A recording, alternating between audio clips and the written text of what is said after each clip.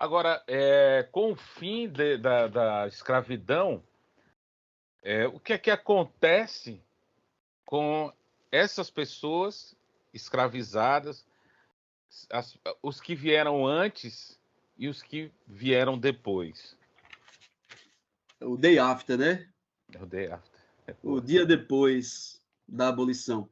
A lei da escravidão, ela deve ser a lei mais curta da história do Brasil. Ela só tem 2 linhas.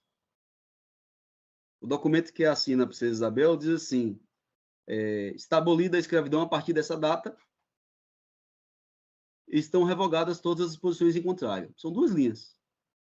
Acabou a escravidão e não se fala mais disso, tudo em contrário está deslegitimado. É isso. E é um texto muito cru com os próprios escravos. Porque não há no texto dessa lei nenhum tipo de reparação social, nenhum tipo de inclusão educacional, nenhum tipo de inclusão do ponto de vista dos direitos sociais e políticos. Você diz que não é mais escravo, certo, mas é o que de agora em diante?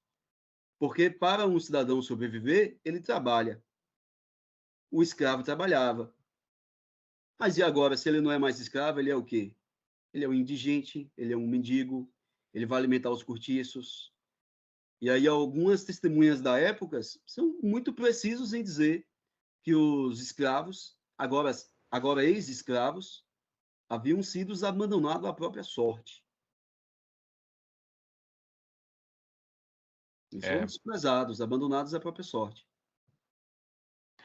E aí você tem aí em seguida um processo de tentar embranquecer o país, né, abrindo as fronteiras, principalmente para europeus, o pessoal da Itália, principalmente, a Itália e a Alemanha tiveram uma leva muito grande, depois os japoneses, Sim. mas os negros continuaram sendo colocados sempre de forma de não humano, de não participantes da sociedade brasileira. E isso vai fazer com que haja toda essa, como é que eu posso dizer, toda uma construção de imagem negativa a respeito de pessoas negras. Importante você destacar isso da imigração, porque ela acontece favorecida, patrocinada pela produção de café. Então, ela é anterior ao fim da escravidão. Na verdade, ela aproxima o fim da escravidão. É quando levas de trabalhadores, imigrantes da Itália, de Portugal, da Espanha, da Alemanha, da Holanda, e depois de natureza asiática, como os japoneses, é com a chegada desses indivíduos que fica muito evidente que o trabalho assalariado ele é mais eficiente e mais produtivo do que o trabalho escravo.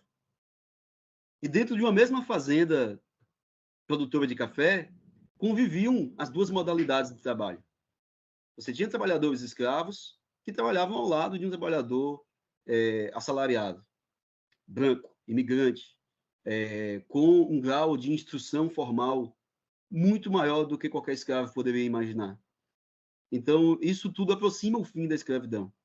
E dentro dessa lógica que você falou de embranquecimento, a gente tem o racismo científico envolvido nesse processo, de pessoas que acreditavam que a mazela das sociedades americanas era justamente a nossa mistura racial, que isso havia degenerado o nosso espírito. Esse era o tipo dos argumentos da época.